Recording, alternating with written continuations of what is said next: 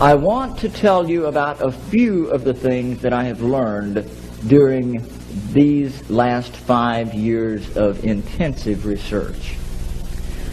Perhaps the most startling thing that I can share with you is that all of the conspiracy theories that you've ever heard about one world government, about the UN takeover of the world, all of those conspiracies have now been laid to rest. There's nothing conspiratorial about it.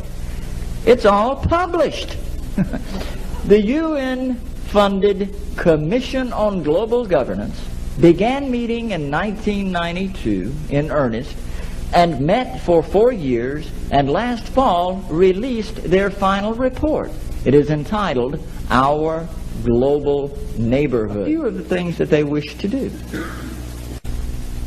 create a world standing army under the day-to-day command of, who else?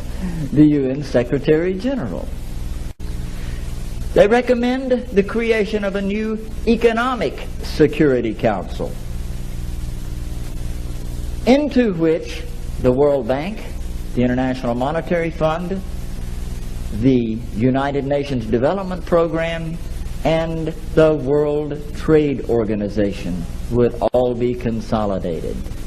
A unified worldwide banking scheme, currency.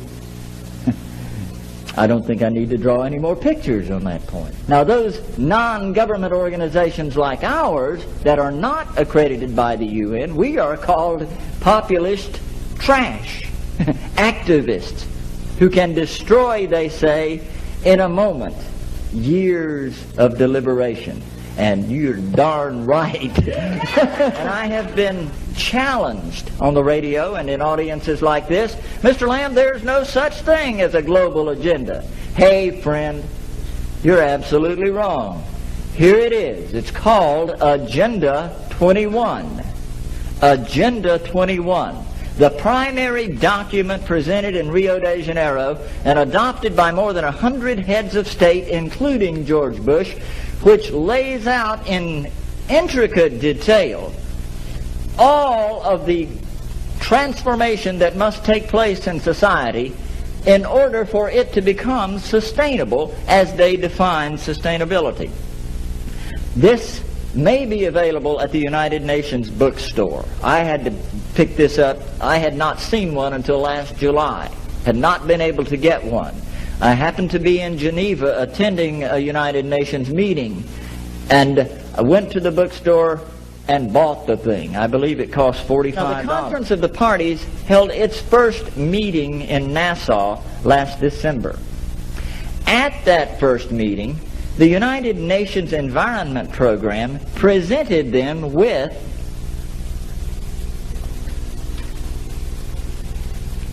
a global biodiversity assessment. Started in 1992 with a grant from the Global Environment Facility for $3.3 million, orchestrated and coordinated by the World Resources Institute and the World Wildlife Fund and the International Union for the Conservation of Nature. This is 1,140 pages that explains how to implement the 16-page treaty on biodiversity. The last 200 pages, section 13, deals specifically with a system of protected areas. It defines what a system of protected areas is. It includes core wilderness areas surrounded by buffer zones, similar to those used in the biosphere reserves, created under a UNESCO program and promoted by the United States Man in the Biosphere program. There are 382 biosphere reserves around the world, 47 of which are in the United States, not under authority of any treaty, but by voluntary agreement with the United Nations. These biosphere reserves are to be the nucleus for the core wilderness areas. scratching my head here, what on earth is going on? And then I stumbled on page 993. And friends, if you don't think that's some heavy reading at night, page 993, after describing these protected areas, sums it all up by saying, the recently published Wildlands Project in the United States is the central theme of protected areas. And on page 15 of the Wildlands Project, Dr. Reed Noss says that we must convert at least 50% of the land area of North America to wilderness, off limits to human beings. Those core wilderness areas are to be interconnected by wilderness corridors off limits to human beings. Those wilderness areas are to be surrounded by buffer zones that may have limited resource use under the supervision and permitting of the federal government, in collaboration with non-government organizations. Human population is to be resettled into the remaining 25% of the land, into communities that are described as sustainable communities. Now let me put a parenthesis right here for a moment. He created what he called a White House task force on ecosystem management.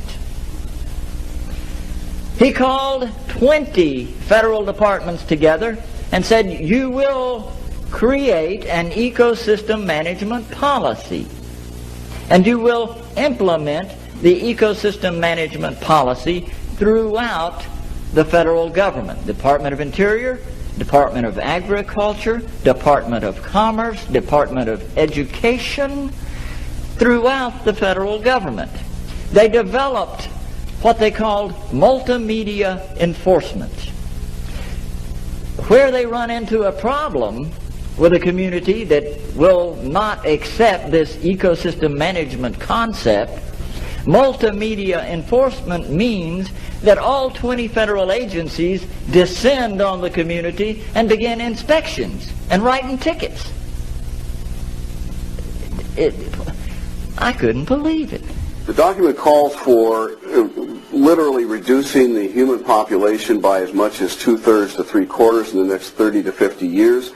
It could set aside up to 1/2 of the American landscape into wilderness areas interconnected by wilderness corridors, all surrounded by human buffer zones in which human activities are highly regulated.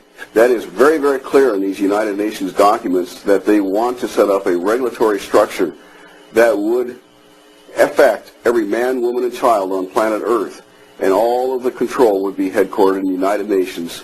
And if we take the more recent United Nations documents, it's going to be called the Trusteeship Council in the restructure of the United Nations that's occurring right now.